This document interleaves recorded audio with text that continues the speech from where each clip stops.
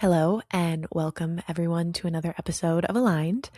Erin here, and today I'm joined by Travis Day, who is a 1-3 splenic projector, and we get straight into it in this conversation. We both share a little bit about our stories, who we were and how we lived before human design, and kind of starting our journeys of awakening. And a lot of the focus of this conversation is on the uncomfortable in between, the period where you find tools like human design that help you make sense of who you are and bring so many answers, and the process that follows that, which is actually changing and growing and putting those tools into practice, and how it's so much harder than we think. And yeah, this is just a really fun, a really open, a really honest conversation about what that process has looked like for both of us. And I think it will ring true for any projector that is listening, because that's something we talk about in this episode, is how every projector has some sort of a similar story. And yes, there'll be different colors and flavors and shapes, but so much of the struggle is the same.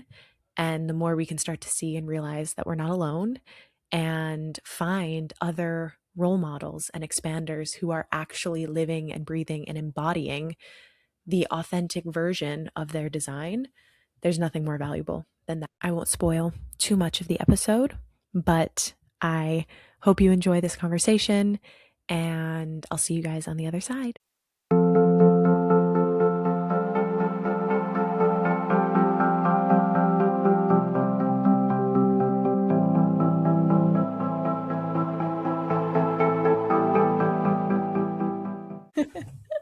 How are you? How's Bali?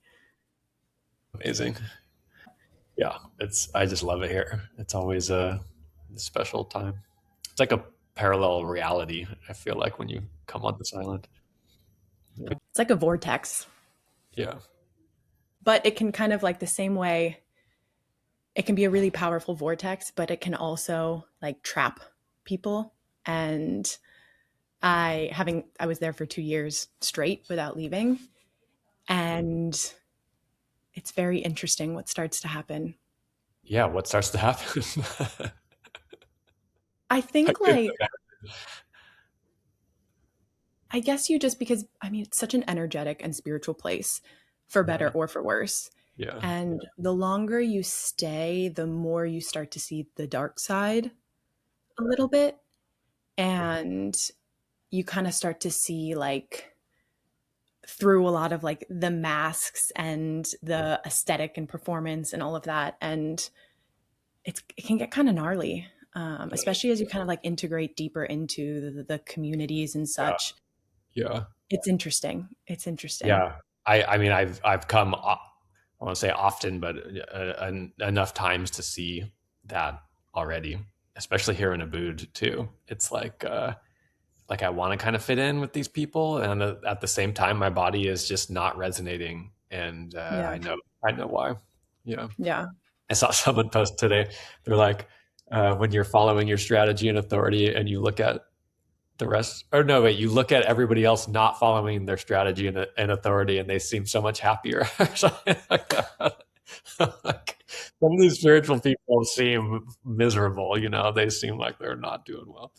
Yeah, because I think everyone kind of gets stuck where, I mean, the way I sometimes see it is, for many of us, we step onto the spiritual journey because we're looking for something, and we can acknowledge that, like, there are some gaps and holes that need to be filled, and we don't know where to go, and we don't know where we fit in. And the spiritual community can feel like really great glue to fill in those holes, and then we identify with it. And I think, again, what you see is like how it just becomes another vice. It's just like numbing with booze and cocaine, but just having like a different costume on. That's an excellent way to put it. Well, thank you for being here. Yeah, it's You're my the pleasure. first guest that was invited based on a dream, which I can't remember the dream context any longer. I love it. Everyone write down your dreams. It's a great practice. But yeah, I'm really excited to speak with you and get to know you a little bit better because we haven't ever Same. properly chatted. And Yeah. I think like a big reason I was excited about having you on the podcast is, and I don't know, like, well, you have a huge projector community, and I know that you've kind of created a whole kind of platform. So you might be the perfect person to speak to this. But I know for myself, having been on my journey for the last 7 or 8 years, I was always looking for projector expanders. I was always looking for like, who can I honestly look up to as a projector who's really living authentically and embodied, and like they're happy and they're fulfilled and they're in integrity. And holy shit, that has been such a hard thing to find. And I even just had a client today who was booking a session, and she sent me, she's probably going to listen to this. She sent me this like 2 page long PDF, like just brilliant projector mind, Mm. and talking about like in depth all the things she's working through and where she feels stuck as a projector. And similarly, she was like, I've had such a hard time finding projector expanders. And when I do, they'll say like, okay, this was me when I was burnt out and living in the system. And so Yeah. conditioned. But look at me now. Now I'm happy. And they kind of skip through the very real, very messy middle part because, like, this shit is no joke. Yeah. Like, it's no joke. I remember when I first got into design and hearing, like, oh, the 7 year deconditioning thing. I was like, yeah, try me. And now being 7 years into it and realizing, like, I'm having the most basic realizations, like land in my body at a cellular level, like understanding my emotional authority now only really deeply. And it takes a lot of time. So basically, that's all a long winded introduction to say, thank you for being here. I'm excited for you to share your story. And also, like, I recognize you, even though I don't know you well, and just through keeping tabs online here and there, like, what I sense and feel from you is like an actual level of just embodiment and also like authenticity in the way that, like, you're just kind of you Mm. and you do share the stuff that's like not pretty or not glamorous. And social media and the online space has gotten so noisy and so loud, and everybody's just pushing like, the transformation and look how good things are now and follow my approach and do this, do that. And I feel like you have a really grounded way of just existing and allowing yourself to be seen, which is so important for us as projectors. So um, I would love to start off with asking you, who Wait, were I you? have so much to say already.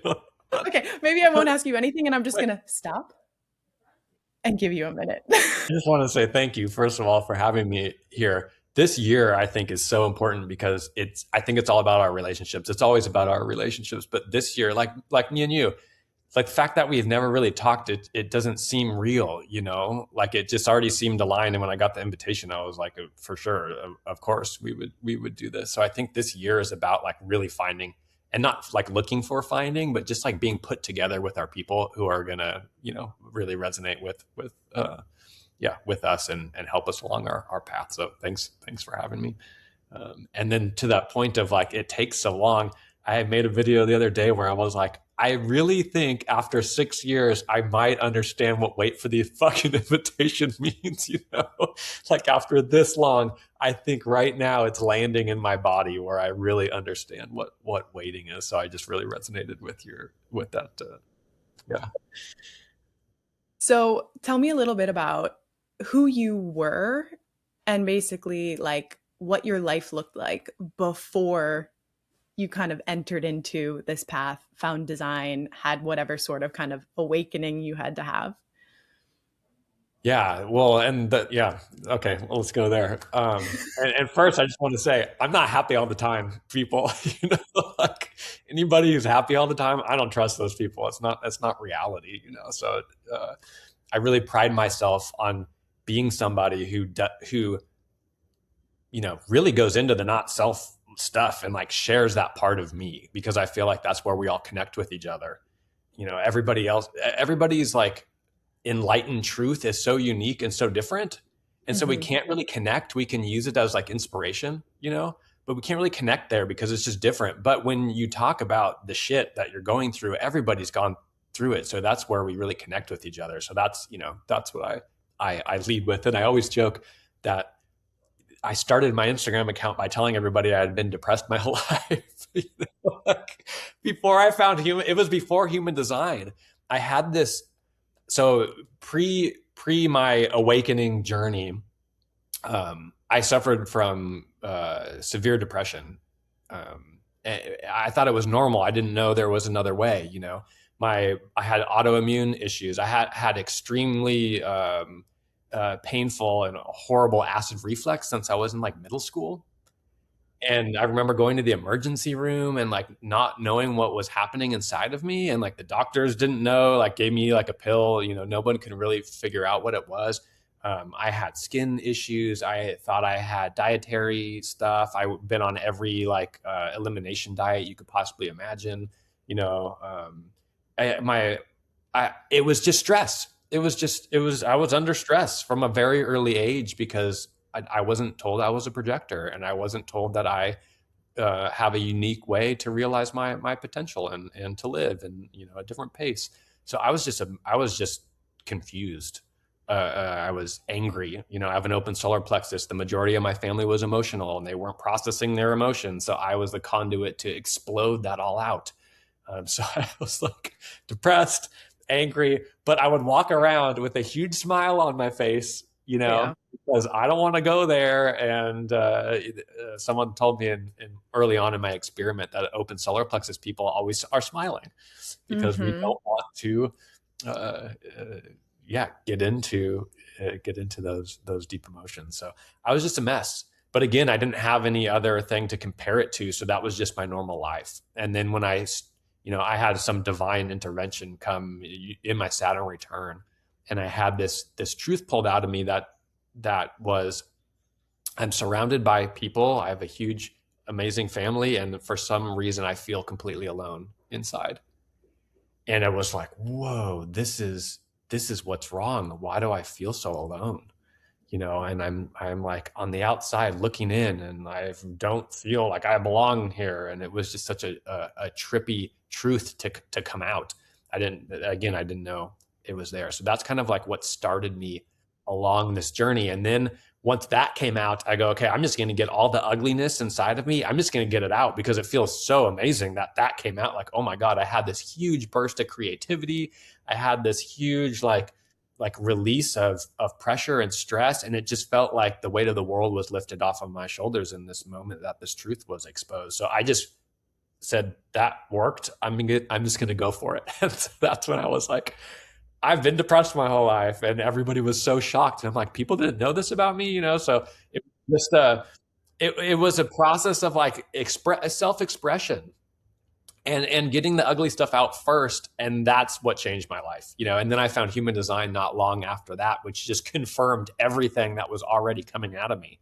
And then once I found human design, I was like, okay, this knows my truth the way that I know my truth now. Like, I'm going to follow this system, and the rest is kind of history. But that was the key.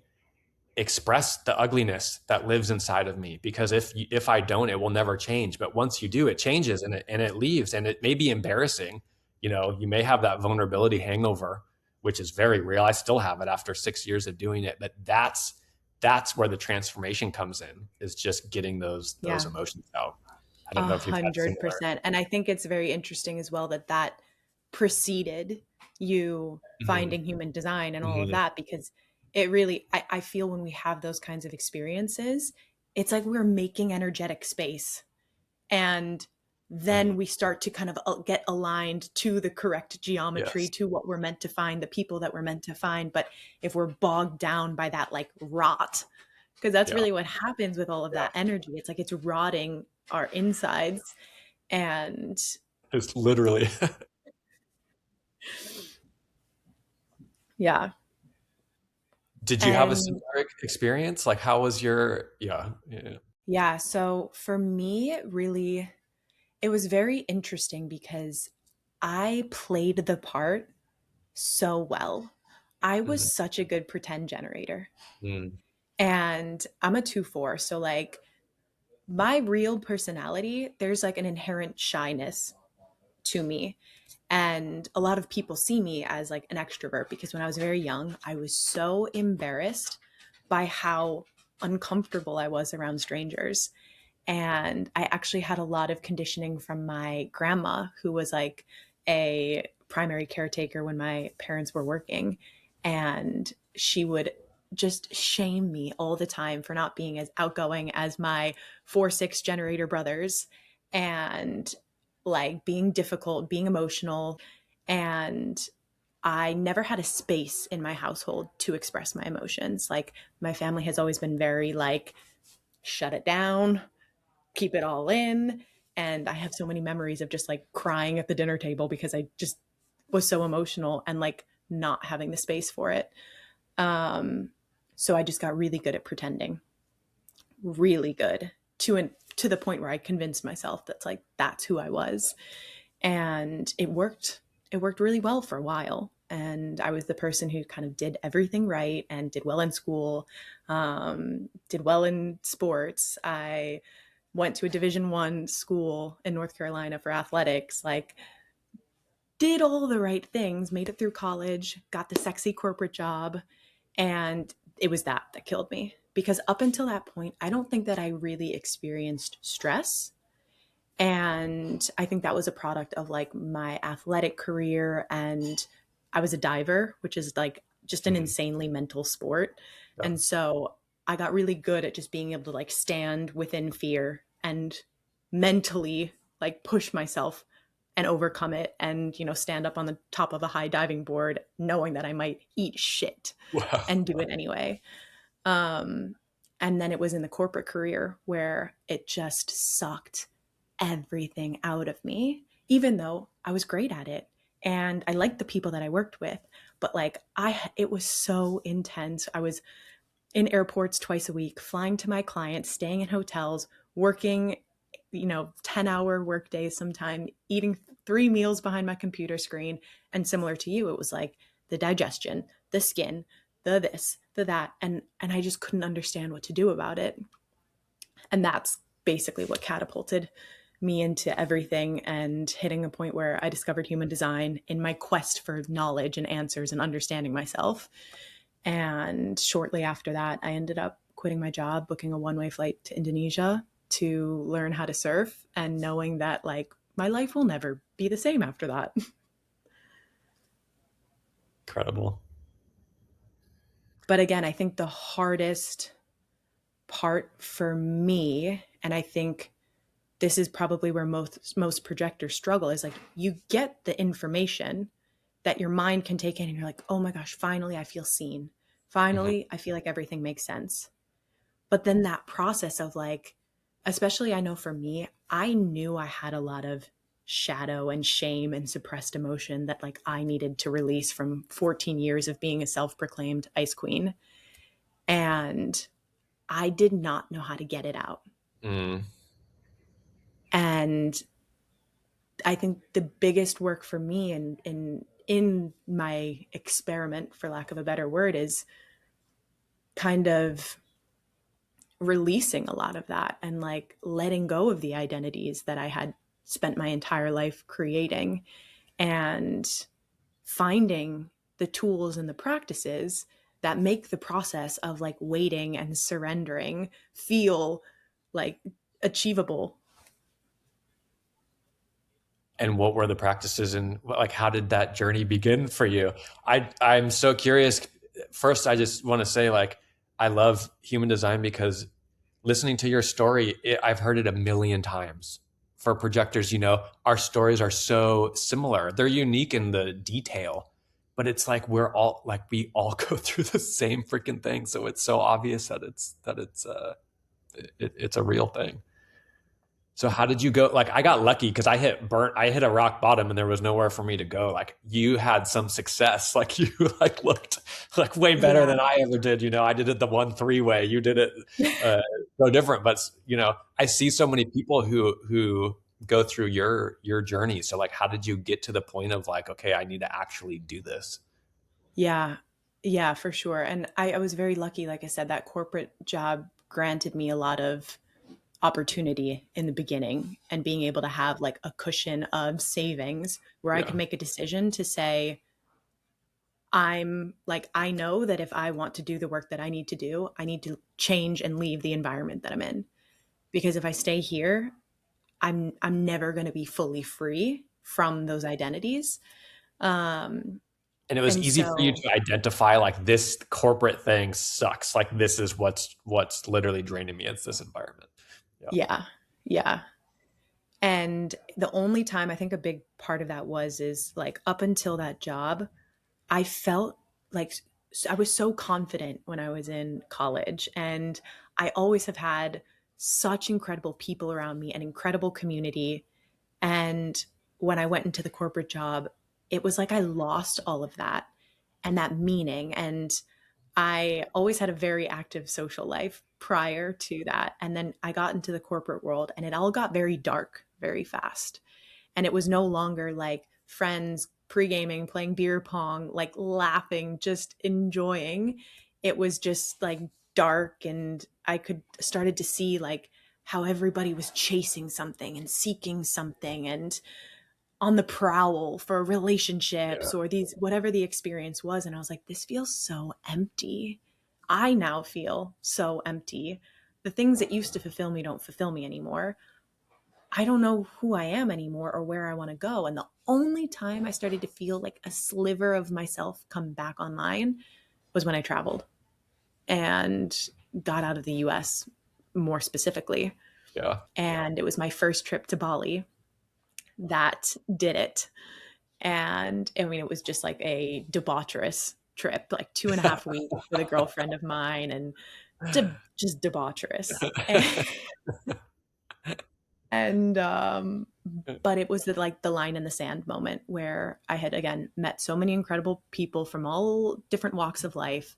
And I think when you get out of the US as well, and I'm sure you can relate because there's a certain kind of conditioning that we have, and seeing like how many people would go and take 3 months off and travel and then go back to like their construction job, which would be like a very lucrative career wherever they were, because it's a very different system than it is in the US. And seeing just how much like happier and more freedom they had. And I was like, I flew all the way to Bali for 2 weeks, which to me felt like the longest amount of time ever. It was over Christmas and New Year. So I was like, I'm banking on the holiday season.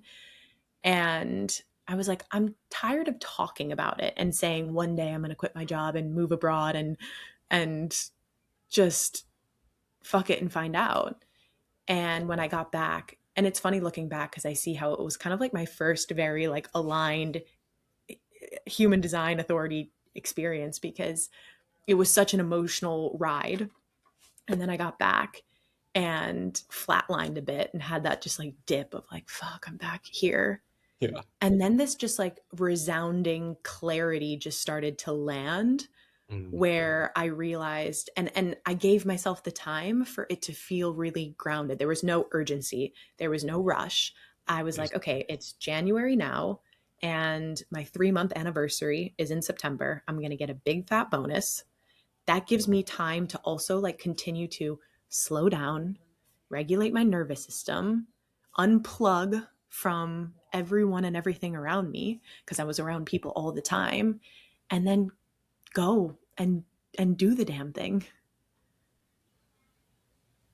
Incredible. So similar. I for like I really think like money is everyone's biggest fear, right? With in everybody I work with myself still, it's always Yeah. money. Like that's Yeah. the number one. And I always tell people like you either, well, you don't have to, but it's easier if you have nothing, like you're flat broke, or you get a fat bonus and you have like a big cushion that you can use. Those two areas are the easiest people when it comes to money to actually make a transformation happen. Because one, you have literally nothing to lose. It's not working for you. That was me. I was like flat broke. I had literally nothing. I'm like, okay, what, nothing to lose. And for you, you're like, okay, I have some cushion. Like I feel a sense of safety because I have, a bit of money saved up and I don't have to freak out. The people in the middle who are like struggling to get by or have like a medium amount of money that's like just enough to continue the shit life that they're living, those are the people that I'm like, I don't know how to crack the code for you. Because what do you do? It's a vicious cycle of like I'm just barely getting by and I have to keep doing what I'm doing to just barely get by, and nothing's really changing. And if it doesn't change, then it's like, good luck. Okay, you may never take the leap in this life. So I just want to like caveat by saying that, like I'm so lucky that I never got to that point of like being able to like kind of support myself. I was always like paycheck to paycheck and then burnt out and flat broke. And it was like, it was the best for me. Then getting out of the US, if you haven't gotten out of the US as a projector, go to Bali, like go somewhere where you can see that there's another way to live this life. Because I had the same exact experience when I went overseas for the first time. And I think I went to Europe when I was like 18. My grandma took me and my cousin and my sister to, we landed in Paris. And even in Europe, I was like, wait, people sit and have a coffee and like chat with each other and like relax. I was like, oh my God, that it was mind blowing, And then going to Bali, I sold, so I was I've had so many different jobs, trying to find where I fit. And so many projectors resonate with this. It's just like jumping from job to job, thinking that it's like the job that's not right instead of like the lifestyle, So I was in real estate for a little while. It was like the family business. And I was like, okay, you can make a lot of money doing this. I like people, whatever. It was the worst thing I've ever done. But I sold my first house. After like a year and a half, I sold one house and I got a fat paycheck for the first time in my life. And I was like, I'm going to Bali, and I just took off to Bali. And I think I left I think I did a month. I went to Thailand first and then went to Bali afterwards. And I remember people looking at me like I had lost my mind. They're like, you're going to go on vacation for a month?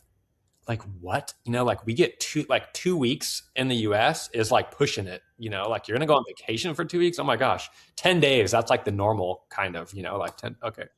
So, and then once I got to Bali, like you were saying, you meet people who are traveling for 3 months, 6 months sabbatical, people taking a gap year after college. It's just like, there's such a different way to do it. And in the US is the worst, like the absolute worst for taking time to yourself, relaxation, like living a projector life.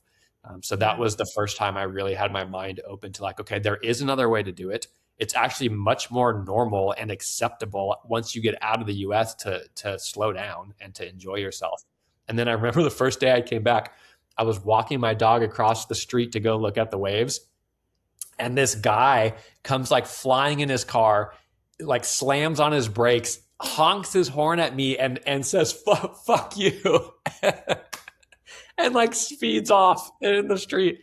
And I'm just like hilariously laughing. Like I just got back from a month in Bali. And the first thing that happens is this guy in a huge hurry tells me to fuck off because I'm walking too slow across the street. It was such a beautiful metaphor. Welcome back to America. Welcome back. Welcome back to the good old USA. Yeah. There's something so real about like seeing another way of living. And it's even just from like a subconscious level, because everything that we attract in our lives is a byproduct of the subconscious like beliefs that we have of ourselves and the world around us. And until your subconscious has seen that what you desire is possible, and there's like a resonance there. So like using human design, like that can expedite the process of like, you find a projector even who's living and doing something, like your brain can get on board to that and start to like produce and work with you toward that vision so much faster. And as you said, it's getting out of wherever it is that you are and traveling and just interacting and seeing that there's a whole big wide world out there. Yeah.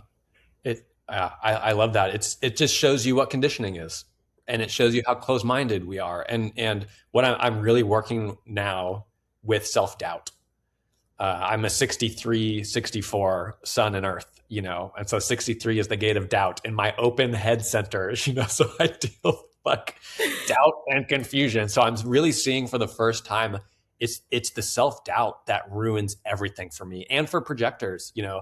Um, I, I'm really seeing that the cure for bitterness for the projector is just self-expression.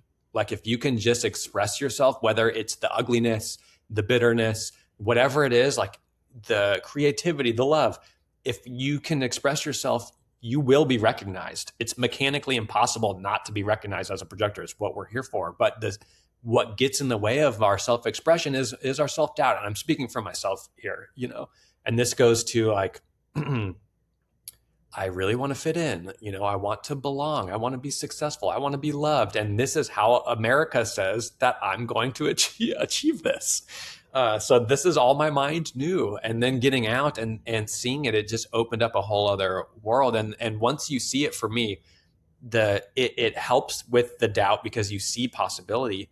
And then your mind opens up. This is in the head center. And then when that opening comes, you get a flood of energy and creativity that then can change your whole life. This is what happened. But when I was in the self-doubt phase, it's like, it's such a closed-minded life. And that is what was killing my energy, killing my creativity, killing possibility. It just did a number on my psyche. So to me, I'm like really seeing how simple it is for us now and how big that self-doubt piece is for us, because the not self is just a mental construct, that expresses through all of our openness. And so it's, to me, the doubt that is what was the main killer and still is to this day my main my main enemy, if you could say. Yeah. Yeah. And again, I get so many projectors who get so stuck by this idea of like waiting for the invitation, and then Yeah. they feel like they're perpetually waiting in purgatory. And I think exactly what you said, self-expression is the way out. Yeah. And what precedes recognition? Expression. And if I look at my journey as well, like, yes, leaving and starting to travel was like a huge catalyst, but it wasn't until a year and a half into traveling during COVID that I hit this point of like just kind of being stuck. And I was in Sri Lanka going through all these different lockdowns, and I started to feel so stuck. I went back to the old patterns that I used to play around in. I found myself just getting sucked back in, plugged into everybody else, burnt out again, just surfing and partying and surfing and socializing and coffee and this. And I couldn't even be alone anymore. And I was like, what has happened? I thought we worked through this. Yeah. And in pulling away from that, in starting to see and recognize my own bullshit, essentially, I started to create and I started to express. And putting my story out there, like being vulnerable, being authentic, and like moving through the fear and the doubt around like, oh, who's going to give a shit what I have to say, or like, who am I to be sharing all of this? That was actually the biggest catalyst, because that's what everything started to change from there. The interactions I had with people, the invitations that I started to get, like everything started moving at such a more rapid pace from that moment of self-expression. Yeah. How do you do it as a two? Because people use human design as excuses all day long. I see it, and I did it forever and ever. It's like, oh, I have this, so I can't do that. And Uh-huh. self-expression and being a two, I really see is a major excuse for twos of like, oh no, I'm a hermit. Like I don't want Mhm. to be seen. I'm not going to put my face out there. I'm not going to do this. So how did that? How? Did you ever have that as an excuse, or how did you get over the fear as a second line, or your shyness? I think honestly, this is where like conditioning was positive in my regard, where as a kid, I got so good at bypassing that. And also like I think part of my deconditioning work too was like putting myself out of my comfort zone and getting comfortable in that space, because Beautiful. this is another, again, excuse people Yeah. use with human design, where they think like if it doesn't feel good, or then my intuition is, then my authority is saying no, or whatever.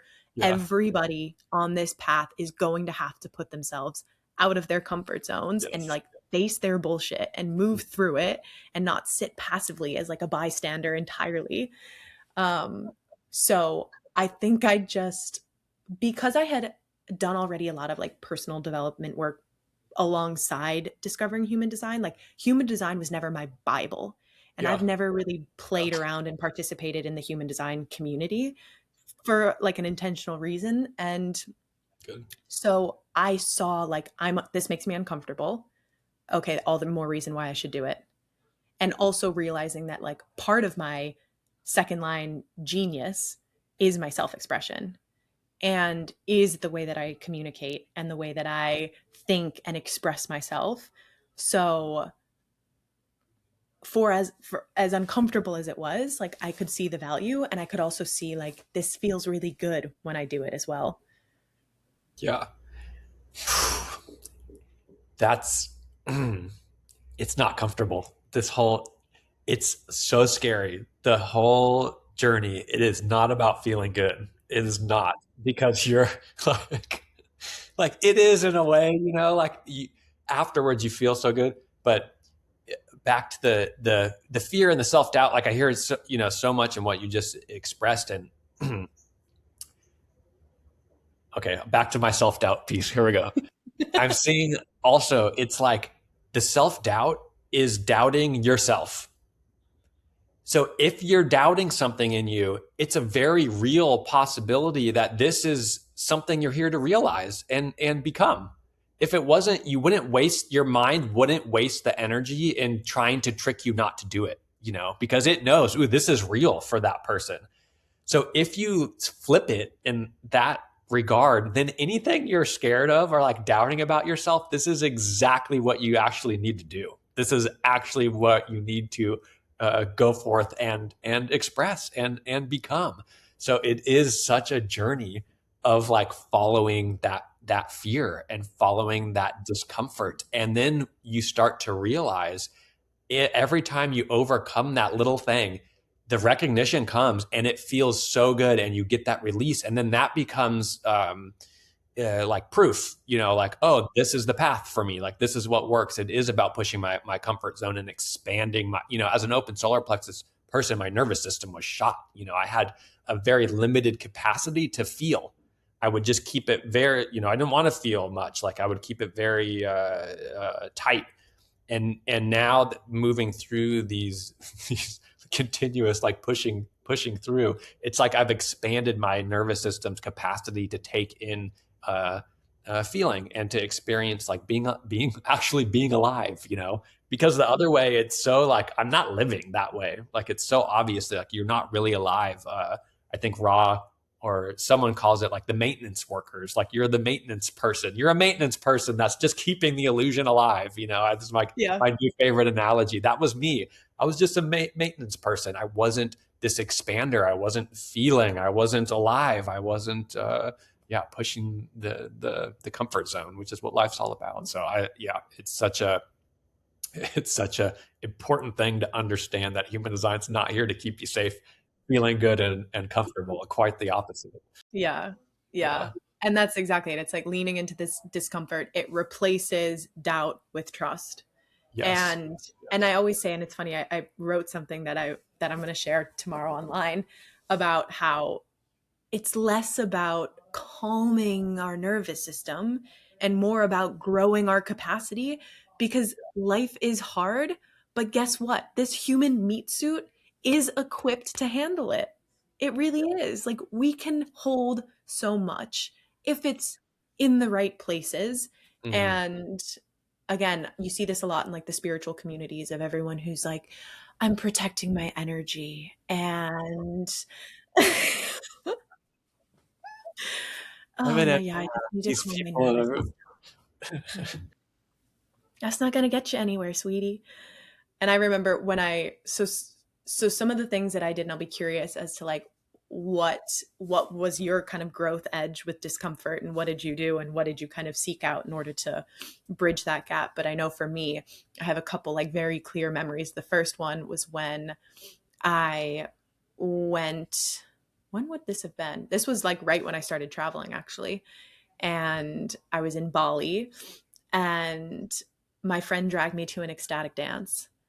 And I was so uncomfortable by that idea because I could only dance if I was like fucked up.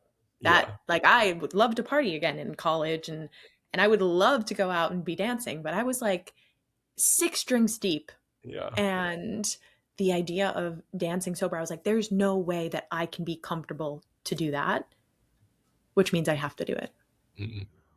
And it was so uncomfortable for like 11 minutes.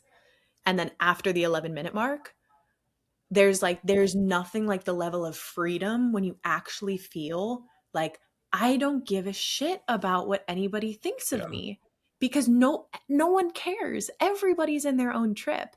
And there's something so freeing obviously about moving our bodies and moving energy.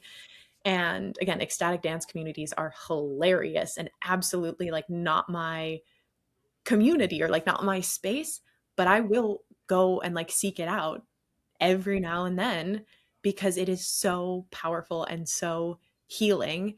And it was such an aha moment for me where I was like, so much of this discomfort is just a construct that my mind is holding on to, and it's not real.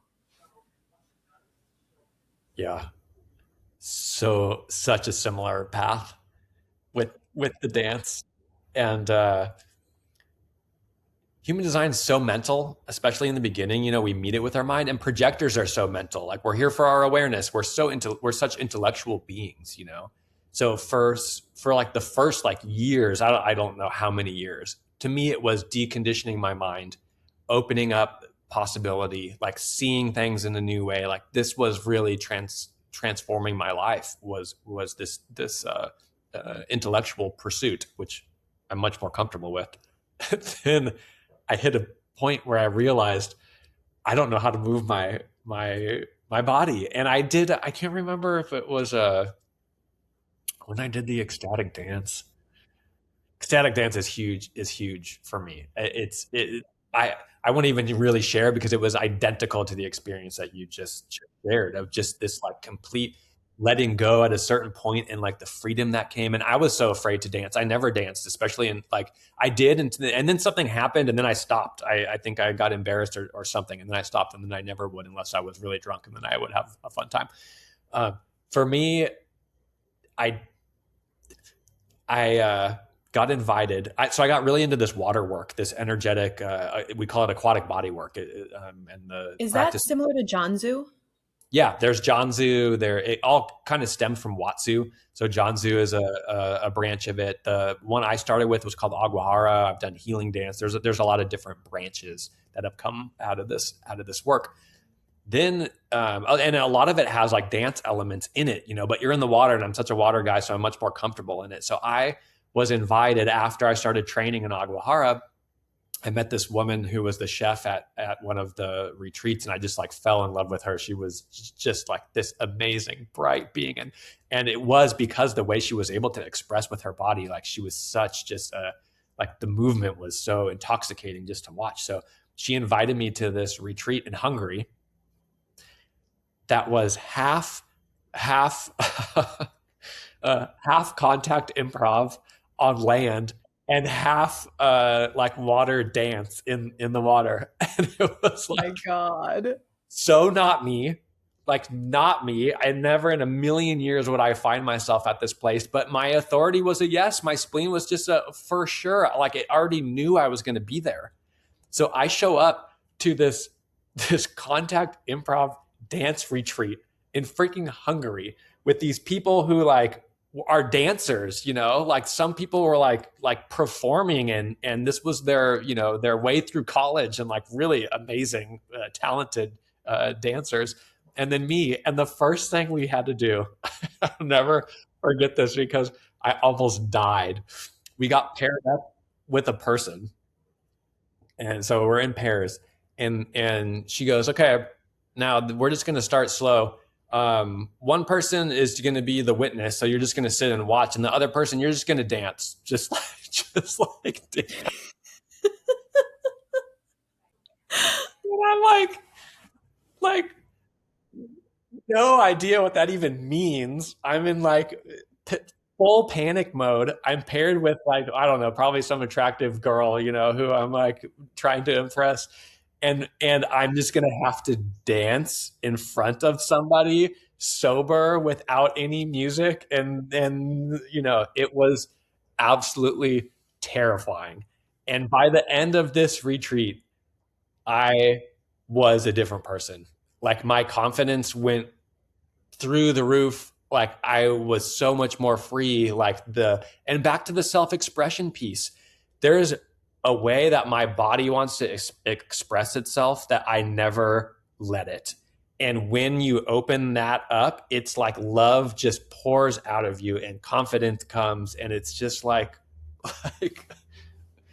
it's another half people. In human design, we have astrology imprinting for our mind and for our bodies, and so the body is part of the journey. And dance, surprisingly enough, has been a huge part of it for me as well, but the most uncomfortable, the most scary by far. That's so funny. And like those are the kinds of things where you would just like love to be a fly on the wall because Oh god, never again would it was so scary. I totally hear you. Like that's the kind of shit that changes your life. And that was my spleen saying, go for it, right? It wasn't saying, hey, be comfortable and chill and everything's going to be okay. It was like my fucking spleen saying, you're going to go dance in front of somebody sober, like, okay, that's the Yeah. experiment for me. It's like Yeah. my mind said no to that a million times over. Yeah. So talk to me a little bit about that and like your process of learning to kind of listen to and even just be able to hear your spleen, and to have like that kind of intuition and authority. Yeah, I get that question a lot, and it's such a mind trap for people, because they're trying to figure it out. You can't figure out your authority. You can't. It's not your mind. Your mind will never be able to understand it. So that's the first thing I tell people is like, I still don't really understand it. But here's how it happens for me is first for the projector, and like kind of like we were talking about earlier, is like opening up an energetic space to be able to receive. And when you're in your shit, you're blocking it so much that you can't hear it. It happens with your authority too. So like when I can wake up in the morning, just be present, relax, breathe, let my body be and feel the way it is. And then I just go, okay, I'm just going to enjoy this day. I'm not going to pressure myself. I'm not going to be in doubt. Like I'm going to actually I'm here. I'm alive. I feel great. I'm just going to enjoy myself. This is the space where you can actually open up to receiving signals of truth and your authority. So mine comes typically only when I'm in this place of like, okay, I'm comfortable. I'm relaxed. I'm a projector. Then with the spleen, it's so And you have spontaneous. you have a passive body, right? Yeah, my mind's left, my body's right. Yeah, yeah. So comfort is so important. I think it is for everybody. Well, anyways, to me, it feels like I'm already there. Like I didn't make a decision. Like it's like the opportunity came, the invitation came, and it's like I'm already Mm. seeing myself there. And it's like a knowing that this is the next part of my life and I will be going there now. It's not even a should I? there's not a second of a thought of a decision. It's a receiving that I just got moved by this invitation. And there's a fear, there's excitement, there's a sensation, a huge sensation sometimes. Sometimes it's full body chills, or sometimes it's tears will come when I'm moved by an invitation. But it's fully my mind watching a receiving of a new direction that's come through. That's how I know that it's for Yeah. me. And then I go, and then I don't question it. Yeah. I love that. That's such a beautiful way of putting it. And again, I haven't heard it like shared in that way, but that makes so much sense. And it's interesting because I feel like it's very similar for me with emotional authority. It just takes longer to get there sometimes, but that's the truth too. It's like such an easy knowing when I get there that doesn't feel up here, it doesn't feel down here. And the biggest thing for me, especially that I learned like this year, is there cannot be any urgency. There cannot be any sense of Yeah. like pressure around it, because all the decisions that I've made where there's, yeah, any sort of push on it, I can't trust it. Yeah. Mm. Oh, that brings up so much in me around relationships. Mm, And as a non-emotional, open emotional person, I I have put so much pressure on emotional people in my life to make decisions, especially in relationships. And hearing you say that, it's like, I feel the beauty and the relief and the truth in that, you know. Can you say more to that? Because it's just like it was so like that just hit me. yeah, It's so because isn't that too, with the open solar plexus, we're always talking about like avoiding confrontation.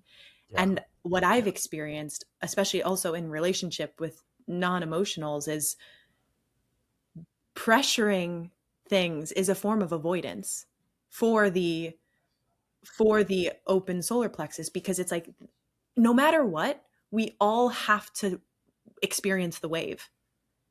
And I think the lesson for both sides is like yeah, learning how to sit in it.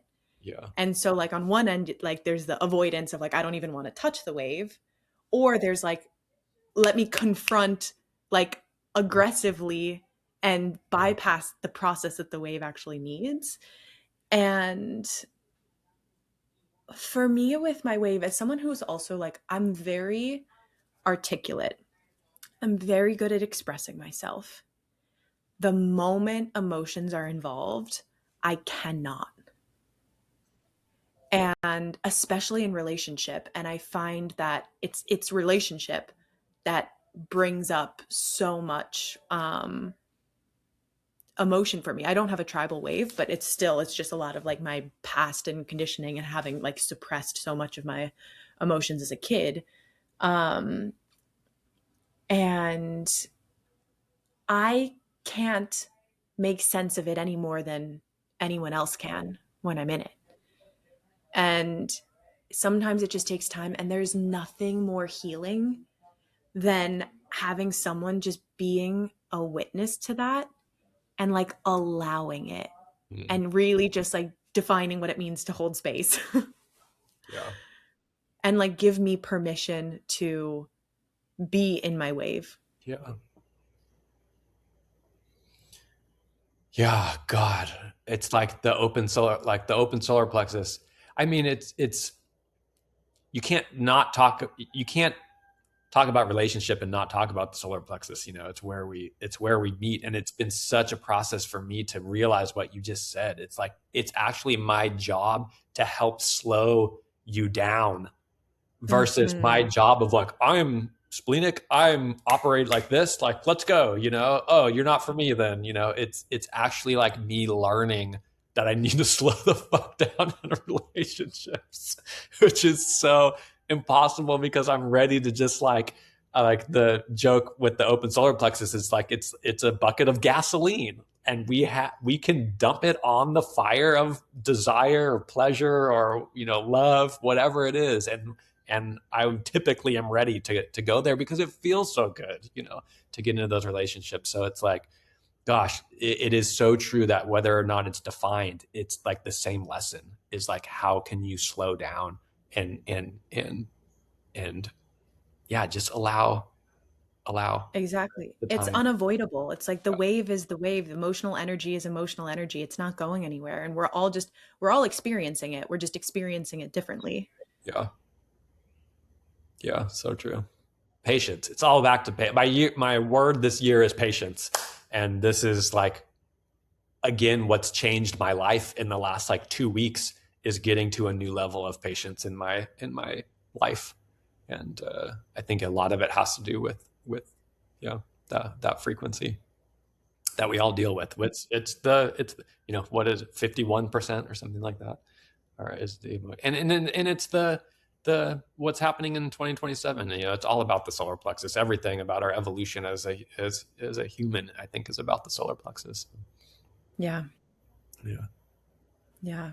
Oh And man. you shared about this the other day on Instagram, I think, but speaking to how we're shifting from a first line um era into the sixth line era, and kind of going back to where we started with just like the need for embodiment and expanders and just like real living breathing role models. And you know what, I think we have such a like misinterpretation of like what a role model is. We think it's Mm, someone who like has it all together, they've hit the finish line, like up here on this like pedestal. And a role model is not that at all, right? It's yeah, simply like living and breathing and being yeah, as they are. yeah.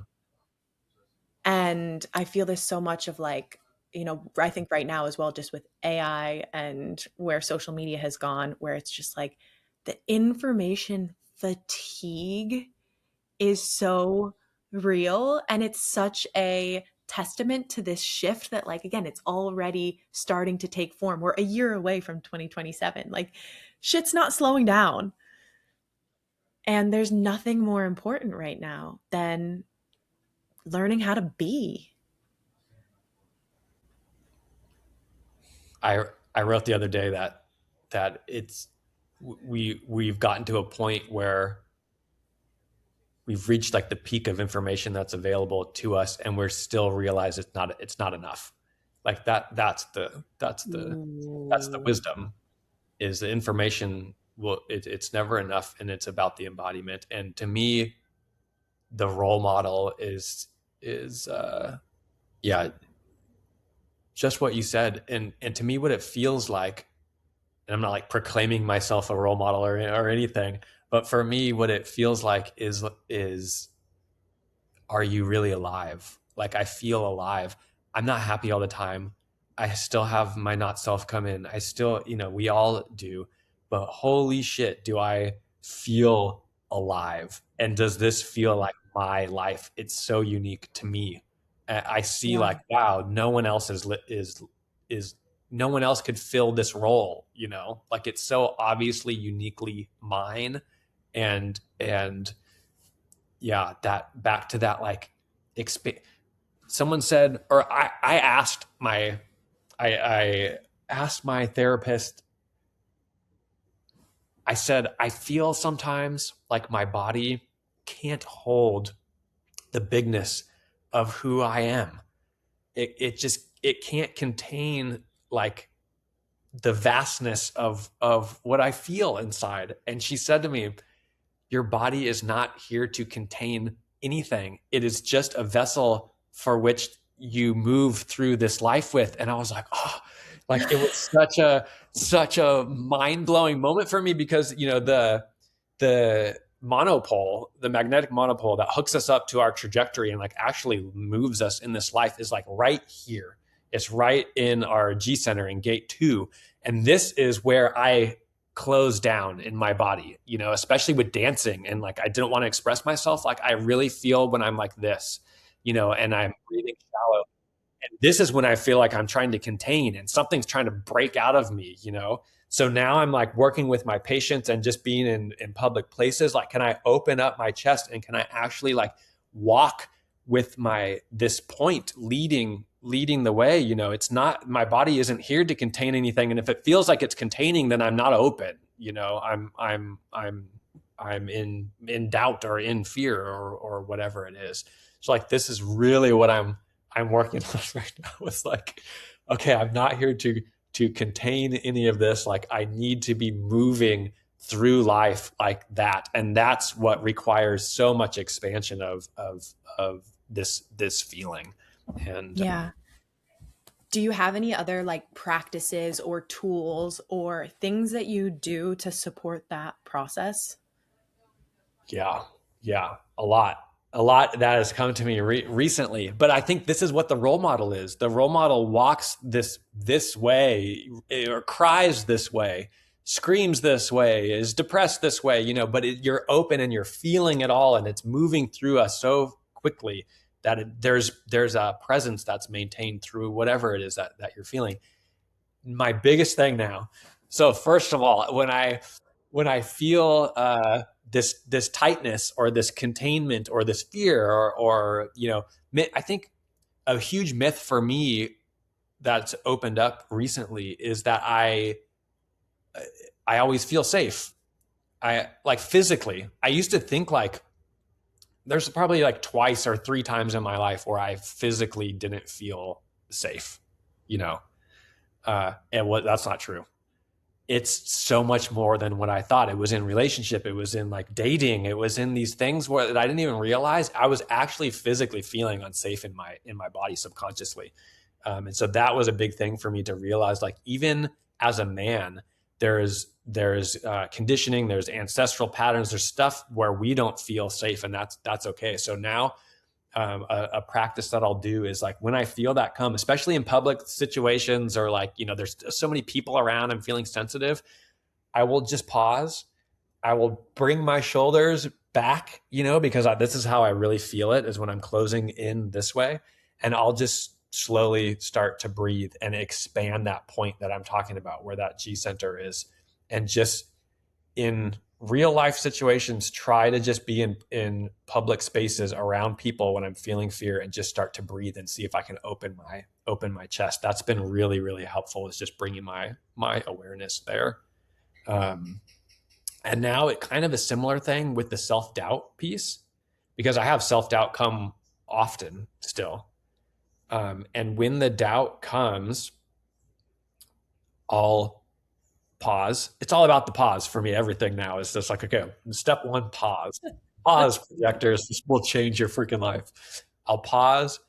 I'll breathe. Okay, I'm feeling doubt. My mind is closed. There's no possibility. I'm really focusing on the worst case scenario, money stuff, whatever is there. Breathe. When I breathe, there will be an emotion that comes. Always. There will be an emotion. So I breathe until that emotion comes. If it's fear, if it's sadness, a lot of times it's anger, shame, doubt, really. So I'll start to feel those feelings. I'll let the feelings come. And then this is a really cool step, is to get curious about it. Ask it a question. Why are you here? This is huge for me. Why are you here? And then it becomes so clear. Oh, I'm trying to fit in. Like, oh, I'm protecting myself from rejection. Oh, like it very clearly will come to me why. And then I realize I'm just protecting myself. Okay, then it's like, okay, I'm okay. Do I need this in my life right now? Okay, I don't. I'm safe. Then once I recognize why it's there and I get curious and I see the pattern, it's so clear to see the pattern, then it starts to open and it starts to shift. And then the curiosity actually brings in inspiration. It brings in creativity. It brings in, energy, a different energy. And then I can move from there. Yeah. So that's like the practice I've been really in is basically it starts with the pause and the breathing and the feeling.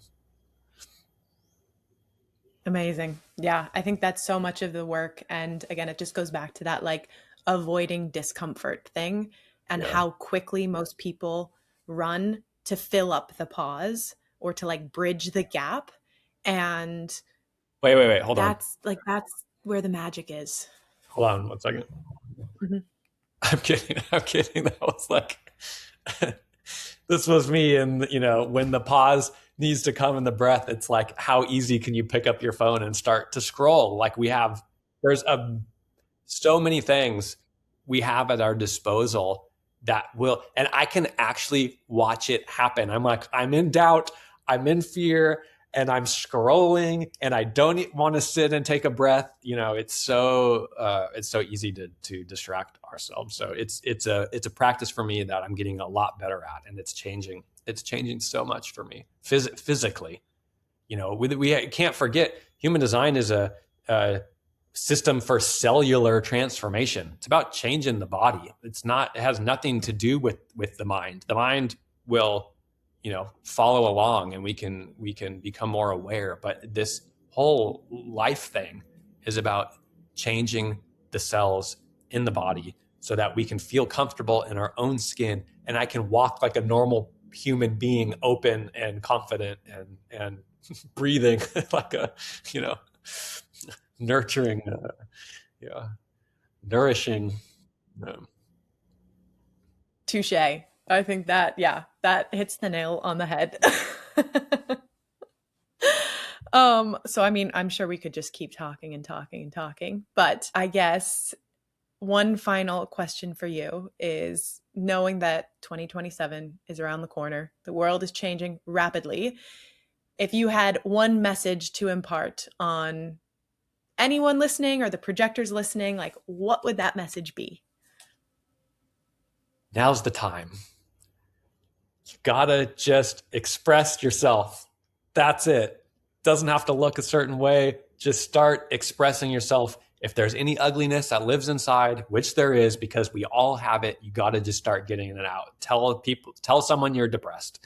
Tell someone, that your whole life has been built on lies. Whatever it is, get the ugliness out, because it will shift. It will change your whole life, and it just starts with a small step. In the Projector Lounge right now, I just gave everybody homework, which was go onto social media and say something that makes you emotionally uncomfortable, however big or small.